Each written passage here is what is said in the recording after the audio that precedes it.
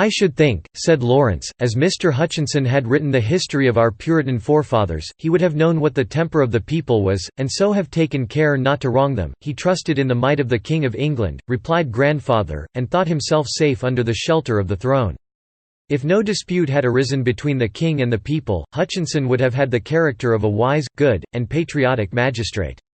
But, from the time that he took part against the rights of his country, the people's love and respect were turned to scorn and hatred, and he never had another hour of peace. In order to show what a fierce and dangerous spirit was now aroused among the inhabitants, grandfather related a passage from history, which we shall call the Hutchinson Mob. On the evening of 26 August, 1765, a bonfire was kindled in King Street. It flamed high upward, and threw a ruddy light over the front of the town house, on which was displayed a carved representation of the royal arms. The gilded vane of the cupola glittered in the blaze. The kindling of this bonfire was the well-known signal for the populace of Boston to assemble in the street. Before the tar barrels, of which the bonfire was made, were half burned out, a great crowd had come together. They were chiefly laborers and seafaring men, together with many young apprentices, and all those idle people about town who are ready for any kind of mischief. Doubtless some school boys were among them.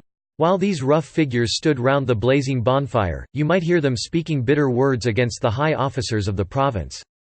Governor Bernard, Hutchinson, Oliver, Story, Hallowell, and other men whom King George delighted to honour, were reviled as traitors to the country. Now and then, perhaps, an officer of the Crown passed along the street, wearing the gold-laced hat, white wig, and embroidered waistcoat, which were the fashion of the day. But, when the people beheld him, they set up a wild and angry howl, and their faces had an evil aspect, which was made more terrible by the flickering blaze of the bonfire. "I should like to throw the traitor right into that blaze," perhaps one fierce rioter would say.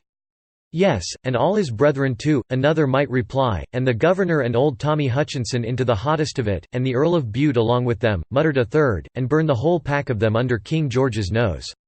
No matter if it singed him." Some such expressions as these, either shouted aloud, or muttered under the breath, were doubtless heard in King Street.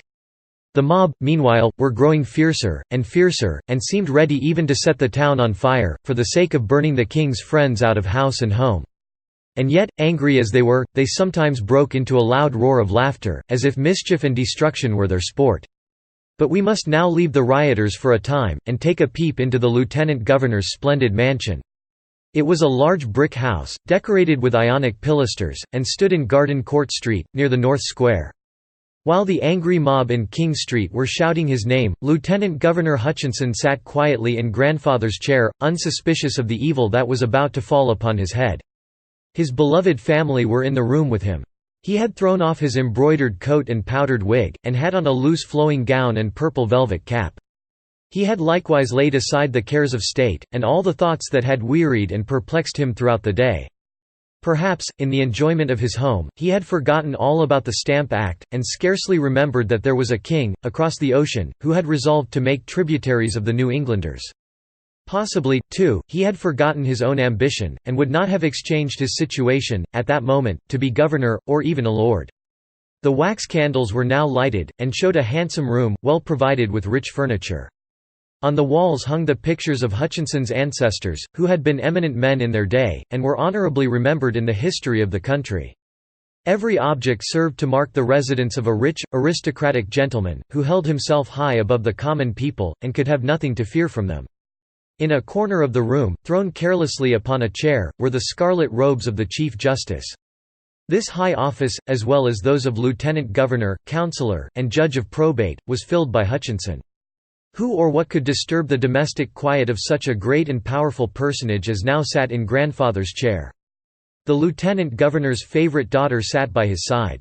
She leaned on the arm of our great chair, and looked up affectionately into her father's face, rejoicing to perceive that a quiet smile was on his lips.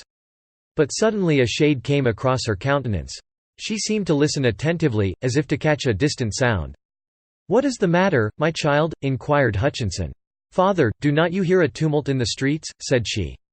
The lieutenant governor listened. But his ears were duller than those of his daughter. He could hear nothing more terrible than the sound of a summer breeze, sighing among the tops of the elm trees. "No, foolish child," he replied, playfully patting her cheek. "There is no tumult. Our Boston mobs are satisfied with what mischief they have already done. The king's friends need not tremble, so Hutchinson resumed his pleasant and peaceful meditations, and again forgot that there were any troubles in the world.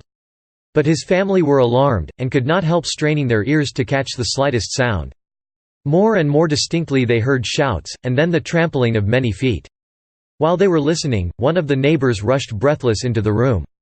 "A mob, a terrible mob," cried he, "they have broken into Mr. Story's house, and into Mr. Hallowell's, and have made themselves drunk with the liquors in his cellar, and now they are coming hither, as wild as so many tigers. Flee, Lieutenant Governor, for your life, father, dear father, make haste," shrieked his children. But Hutchinson would not hearken to them. He was an old lawyer, and he could not realize that the people would do anything so utterly lawless as to assault him in his peaceful home. He was one of King George's chief officers, and it would be an insult and outrage upon the king himself, if the lieutenant governor should suffer any wrong. "Have no fears on my account," said he, "I am perfectly safe. The king's name shall be my protection," yet he bade his family retire into one of the neighboring houses. His daughter would have remained, but he forced her away. The huzzas and riotous uproar of the mob were now heard, close at hand. The sound was terrible, and struck Hutchinson with the same sort of dread as if an enraged wild beast had broken loose, and were roaring for its prey. He crept softly to the window.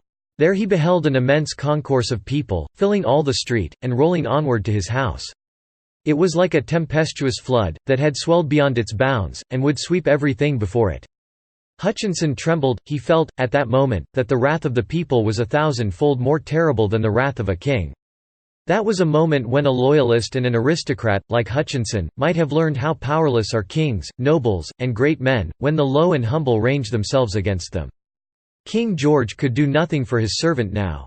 Had King George been there, he could have done nothing for himself. If Hutchinson had understood this lesson, and remembered it, he need not, in after years, have been an exile from his native country, nor finally have laid his bones in a distant land.